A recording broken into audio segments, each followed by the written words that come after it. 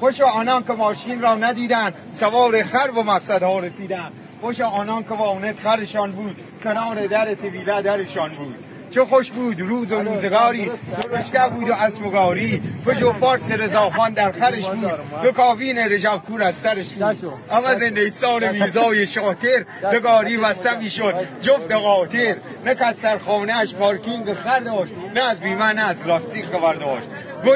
کجا تا کس شنیده خبری که خری شاخ و شاخ خورده به خری. سفر با خر گرچه دراز بود ولی کوتاه‌تر از صف گاز بود. نه از بنزین نه از گاز بود خبرها نداشتیم دود در رگزیز خرها. اگر رگزیز خرم گشاد بود کمکی به تولید قشاد بود. خداییش خرسواری خیلی خوب بود کلاج و ترمزش یک تیکه چوب بود.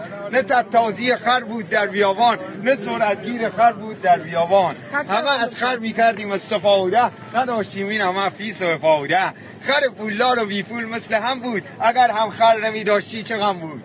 فقط کولر نبود بر روی خرها ولی سر بود به دودها بوی خرها. خر مشتی رجب با این که شل بود این کوچه مثل آژانس محل بود. و خلی بسته بود بر در باغش و کار دیشتیم و رفتیم بر سراغش.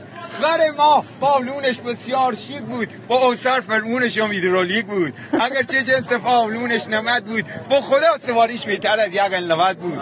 دوگان سوز نبود گاه بود سوختش ولی بنک مزد بابام فروختش. به جای این همه سیستم و سیدی فقط صدای ارعر خر را میشنیدی. در اینجا گفتم آشم تا بخندی خر ما ارعرش بود مثل اندی. صدای مشت خر دوستم دفومه شبیه بود مثل کامران و هومه. حاج آقا کدو کایده حاج آقا اما دار مگو حاج آقا خوش بود روزگارش امیدوارم بازم بشی سوارش. بده 6 فردا بخور کشمیش سل علا 3 تیر که چشمای ترام بترکم.